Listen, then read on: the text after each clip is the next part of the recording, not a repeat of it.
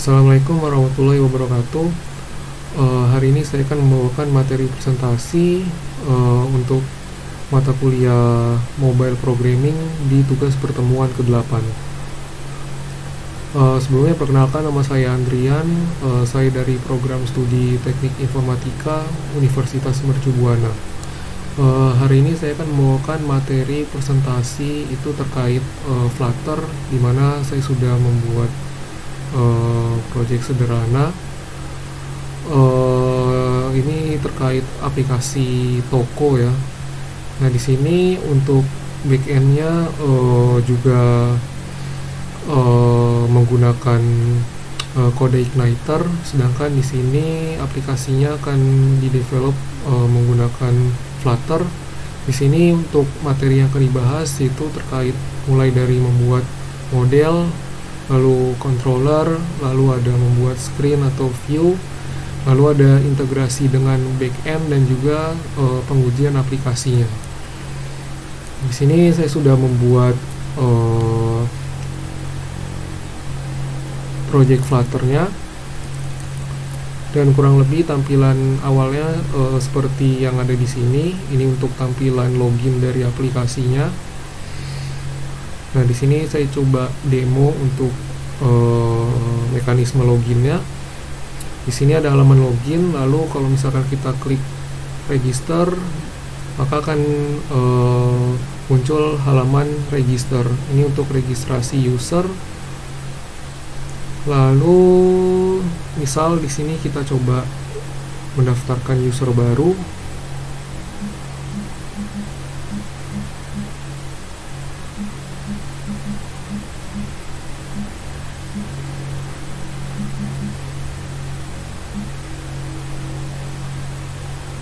Nah, di sini kalau misalkan username-nya sudah pernah didaftarkan sebelumnya, akan muncul error ya di bawah sini, itu username sudah terdaftar. Jadi ini kita gunakan username yang lain.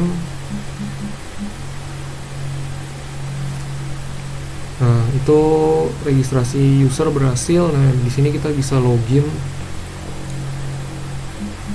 menggunakan user yang sudah diregistrasi. Nah, ini kalau misalkan passwordnya salah, dia juga muncul error seperti ini.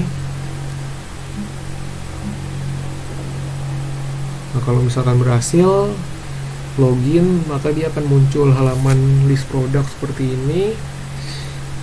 Dan di sini ada button logout di kanan atas ini. Kalau misalkan kita klik, maka akan kembali ke halaman login. Nah, di sini untuk source code-nya sendiri, ini saya akan membahasnya dari model terlebih dahulu. Di sini untuk mekanisme usernya, baik registrasi maupun login, di sini kita buat model user terlebih dahulu. Di sini untuk model user terdiri dari username, email, dan juga password. Ini sesuai dengan tampilan atau UI-nya, dimana untuk registrasi user membutuhkan username, email, dan juga password.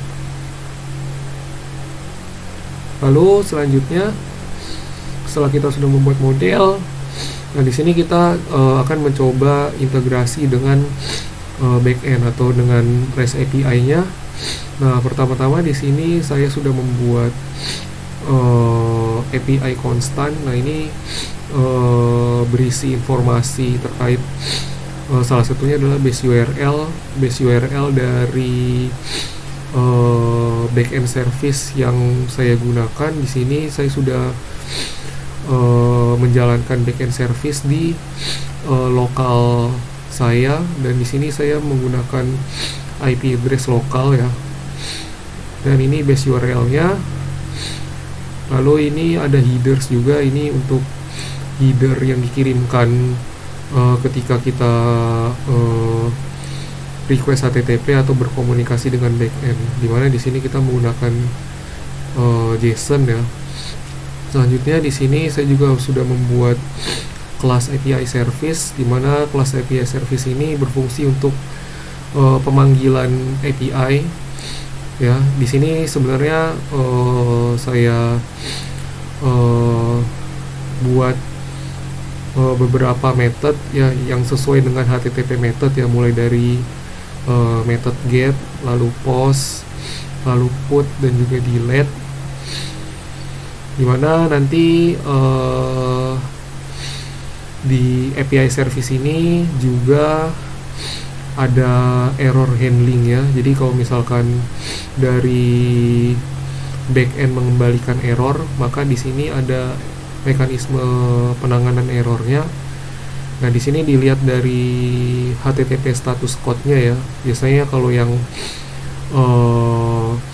respon yang error itu respon dengan status code di atas 400 atau error 500 ya. Nah, ini di sini sudah dibuat mappingnya untuk masing-masing status code. Dia akan diarahkan ke masing-masing exception. Nah, lalu untuk exceptionnya sendiri di sini saya sudah buat juga class exception untuk masing-masing error, mulai dari error 400 sampai error 500. Nah, ini juga sudah didefinisikan di sini, dan di sini juga sudah didefinisikan juga untuk default message-nya. Nah, default message di sini yang akan ditampilkan di tampilan UI-nya nanti, kurang lebih seperti itu. Dan semua exception ini dia memiliki parent class yang sama, yaitu app exception. Nah, ini untuk memudahkan ya, untuk memudahkan mekanisme penanganan errornya. Lalu di situ kita sudah bahas mulai dari kelas API service dan juga exceptionnya. Nah, di sini untuk selanjutnya kita buat saya sudah membuat repository, di mana repository ini fungsinya adalah untuk pemanggilan API ya. Cuman di sini sudah dikelompokkan, misalkan untuk domain user, lalu domain product itu dibedakan sendiri. Nah, di sini untuk domain user, di sini saya buat kelas user repository, dan di sini juga ada method registration dan authenticate. Nah, ini untuk masing-masing fungsi. Misalkan di sini aplikasinya ada mekanisme untuk registrasi user dan juga mekanisme untuk login. Nah, itu sudah dibuatkan functionnya di sini, di mana nanti dia ini akan memanggil API service yang sudah saya buat sebelumnya. Nah, di sini misalkan untuk yang registrasi user dia menggunakan method post. Nah, maka nanti dia akan masuk ke sini. Kurang lebih seperti itu. Dan juga yang login juga kurang lebih seperti itu. Nah, di sini untuk registrasi user tentunya dia membutuhkan request payloadnya ya. Nah, di sini request payloadnya ini didefinisikan di controller. Nah, kalau misalkan kita masuk ke user controller, ya ini kurang lebih seperti ini. Dia untuk controllernya juga ada dua function ya, ada registration dan juga authenticate ya, untuk registrasi user dan juga untuk loginnya. Nah, di sini untuk payloadnya tadi, nah di sini kita definisikan payload yang akan dibawa atau dikirim ke backend itu apa saja. Nah, di sini payloadnya ada username, ada email, dan juga ada password. Nah, ini menyesuaikan dengan backendnya atau dengan biasanya kalau dari backend sudah ada dokumentasi API-nya. Nah, itu bisa disesuaikan di sini. Nah, itu untuk registrasi user. Nah, untuk login juga sama. Di sini untuk login, kalau misalnya kita lihat di tampilan UI-nya, dia membutuhkan user dan juga password. Nah, maka di sini juga untuk payloadnya kita mengirimkan username dan juga password. Nah, kurang lebih seperti itu. Nah, untuk yang login, jika dia berhasil login, maka dia akan mendapatkan akses token dimana akses token ini akan kita gunakan untuk memanggil API yang sifatnya protected, atau sifatnya itu dia harus terotorisasi terlebih dahulu. Misalkan kalau misalkan nanti kita melihat list produk, nah itu dia API-nya terotorisasi, jadi kita harus membutuhkan akses token ini. Makanya kita harus login dulu untuk masuk ke aplikasinya. Nah, akses tokennya ini nanti disimpan di mana? Dia akan disimpan di shared preference ya. Nah, jadi ini kayak cache ya, kayak cache dari aplikasinya gitu. Jadi untuk token lalu informasi lain itu bisa kita simpan ya di menggunakan shared preference ini. Nah, lalu di sini untuk logoutnya juga kita sudah definisikan ya. Di sini untuk logout ya kita tinggal memanggil fungsi yang ini, dimana untuk logout ya kita hanya tinggal meng-clear atau menghapus token yang sudah kita set sebelumnya.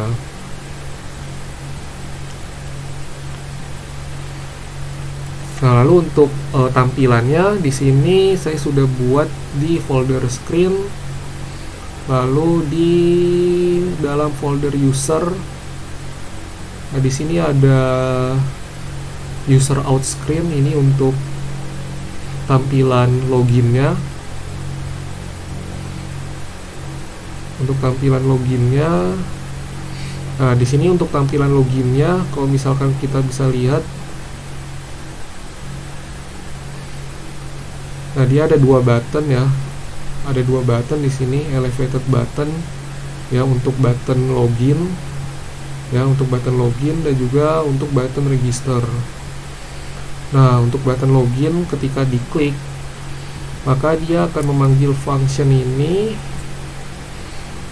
Nah, maka dia di sini akan mendapatkan input username dan input password dari si input field yang ada di sini, lalu dia akan dikirimkan ke login controller atau ke user controllernya itu dengan memanggil function authenticate untuk melakukan login.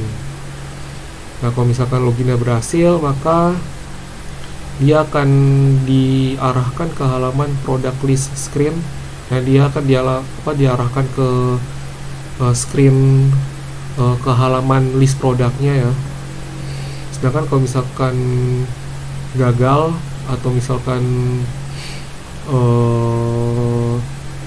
username atau passwordnya salah, nah dia akan muncul snack bar ya, atau muncul notifikasi yang seperti yang ada di bawah.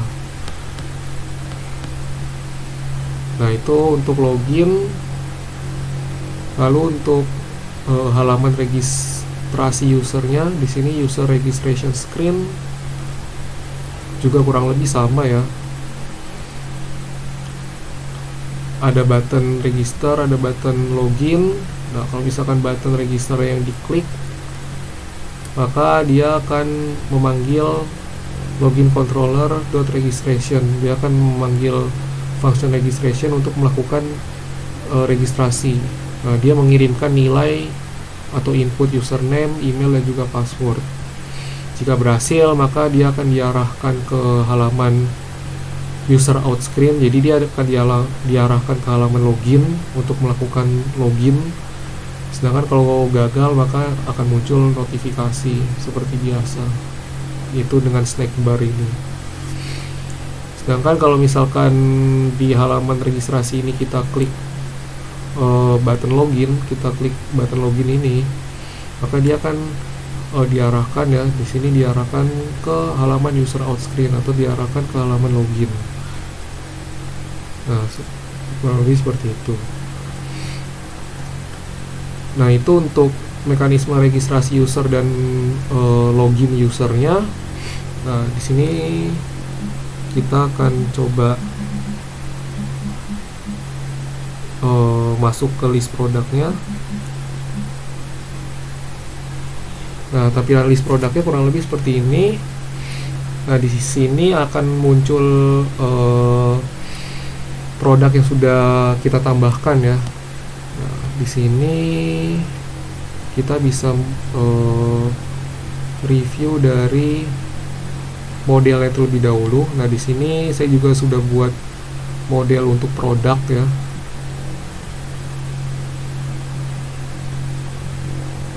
Kurang lebih seperti ini. Sebenarnya di sini hanya ini aja sih yang digunakan, karena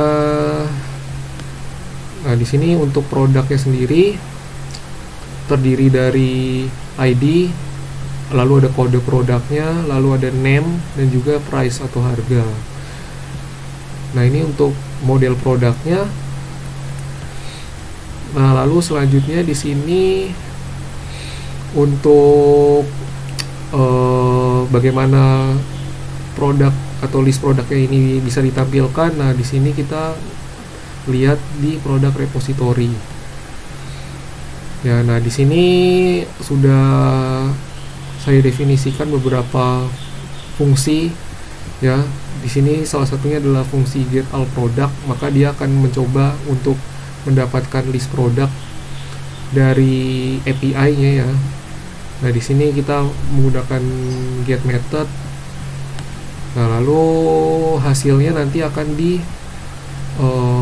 convert ke model produk. Nah, di sini proses convertnya ada di sini. Nah, lalu setelah dari repository ini dia akan lari ke controller, product controller. Nah, di sini juga ada fungsi get all product ya. Ya, controller get all product ini dia memanggil repository get all product. Nah, nanti dari controller dia akan masuk ke view. Nah, view-nya ada di sini.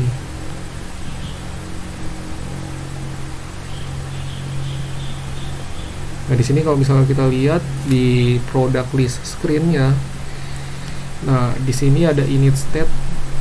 Ketika product list screen ini dimunculkan atau di render ya istilahnya, maka dia akan memanggil load products ya.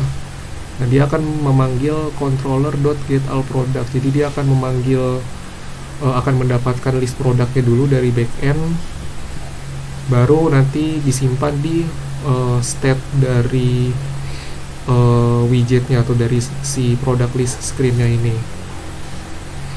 Nah, kurang lebih seperti itu ya. Nah, lalu di product list ini ada button tambah produk. Nah, kalau misalkan kita klik button tambah produk ini akan diarahkan ke halaman create product ya. Nah, di sini saya sudah buat product form screen ya. Nah, product form screen ini digunakan untuk membuat produk atau bisa digunakan juga untuk mengubah produk atau edit produk.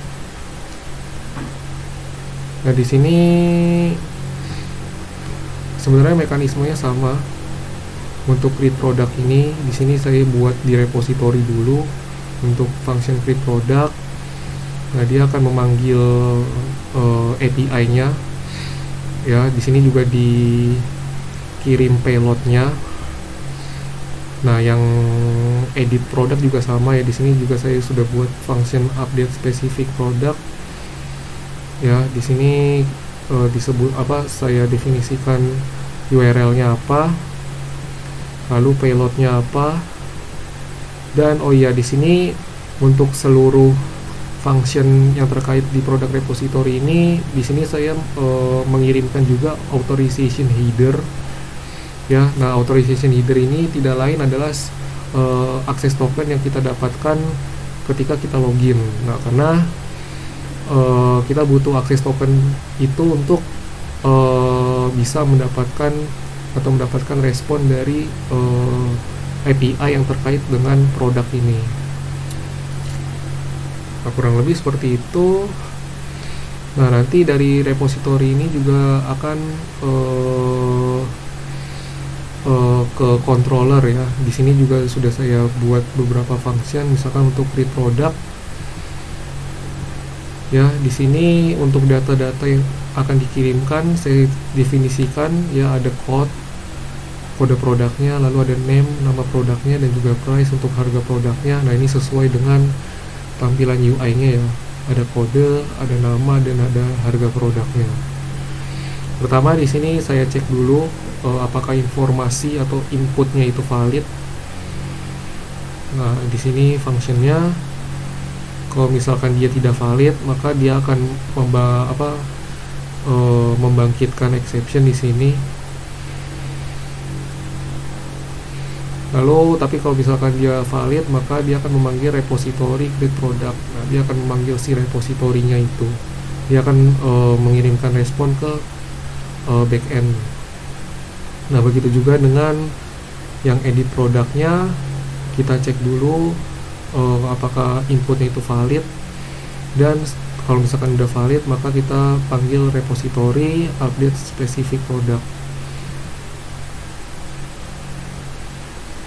Nah, kurang lebih seperti itu.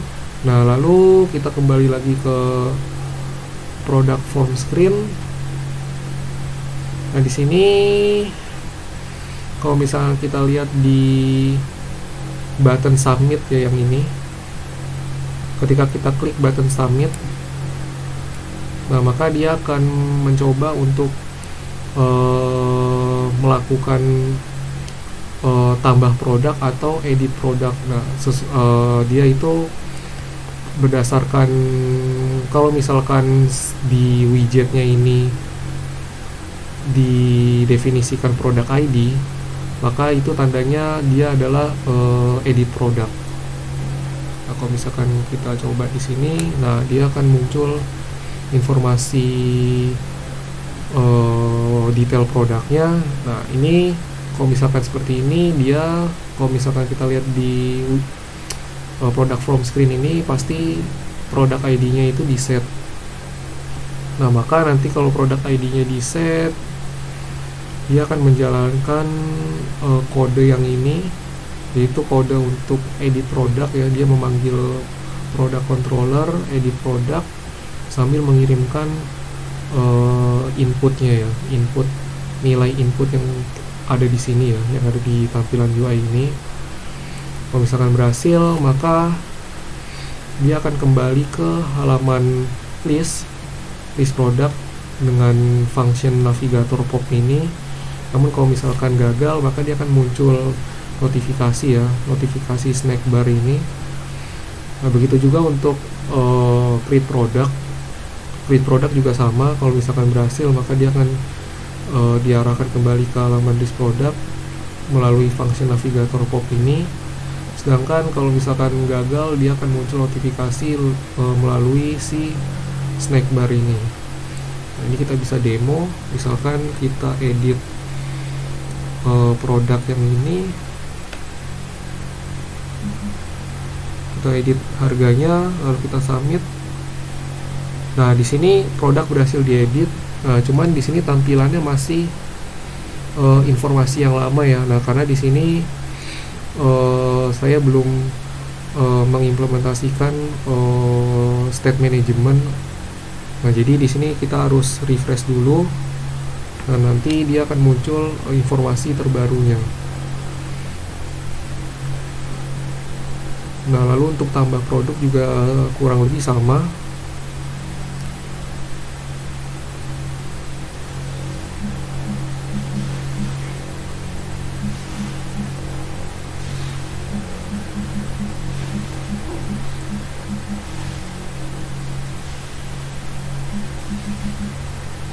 Nah, ini kalau misalnya kita submit, nah di sini keterangannya produk berhasil ditambahkan, cuman di sini tampilannya masih belum terupdate ya, karena tadi saya belum mengimplementasikan untuk state management, jadi kita harus refresh seperti ini. Nah, maka dia akan muncul produk yang sudah ditambahkan sebelumnya. Lalu terakhir untuk delete produk. Nah, di sini kalau misalnya kita lihat ada pilihan delete-nya ya, delete produk. Nah ini juga sama ya, itu kita definisikan fungsinya di repository ya. Di sini ada delete specific product ya, dia memanggil API service delete ya, delete method, dia menggunakan method delete. Lalu di sini juga kita definisikan di controllernya untuk delete product, dan kita gunakan si delete produknya ini di product list screen. Nah kalau misalkan kita lihat di sini, kalau misalkan on selected ya, on selectednya delete ya, maka dia memanggil controller delete product. Kalau misalkan produknya berhasil dihapus, maka dia akan muncul notifikasi produk berhasil dihapus. Namun kalau misalkan gagal, dia akan memunculkan notifikasi dengan pesan gagalnya. Ini kalau misalkan kita coba tes delete, nah di sini ada produk berhasil dihapus, cuman ya ini belum update ya. Ini kita harus refresh. Nah maka produk yang tadi berhasil dihapus.